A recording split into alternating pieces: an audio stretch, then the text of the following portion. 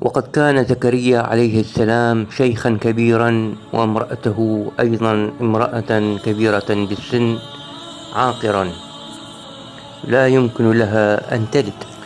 الصلاة والسلام على محمد وعلى آله والسلام عليكم ورحمة الله وبركاته. دعاء للحصول على الذرية الصالحة ولجلب الرزق وفك الأمور المستعصية والمستحيلة، وهو دعاء زكريا عليه السلام. كان زكريا عليه السلام شيخا كبيرا، وامرأته أيضا امرأة كبيرة في السن عاقرا، أي لا يمكن لها أن تلد.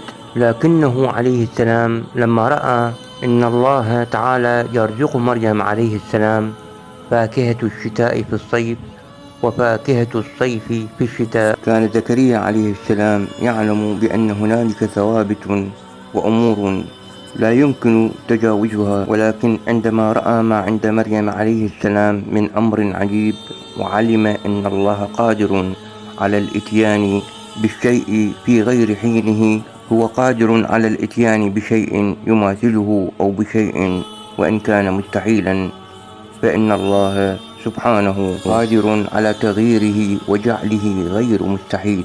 ولما سأل مريم عليه السلام من أين لك هذا، قالت هو من عند الله، إن الله يرزق من يشاء بغير حساب. هنالك دعا زكريا ربه قال رب هب لي من لدنك ذرية طيبة إنك سميع الدعاء. وهنالك أي وقت علمه بما رأى من أمر مريم عليه السلام، قرر أن يسأل ربه بشيء كان يعلم في السابق أن تحقيقه مستحيلا، وهو طلب الولد الصالح.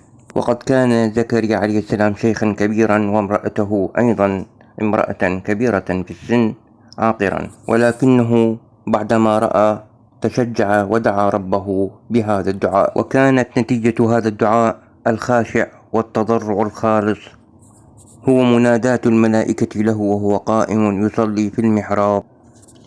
فنادته الملائكة وهو قائم يصلي في المحراب إن الله يبشرك بيحيى مصدقا بكلمة من الله وسيدا وحصورا ونبيا من الصالحين. السلام عليكم ورحمة الله وبركاته.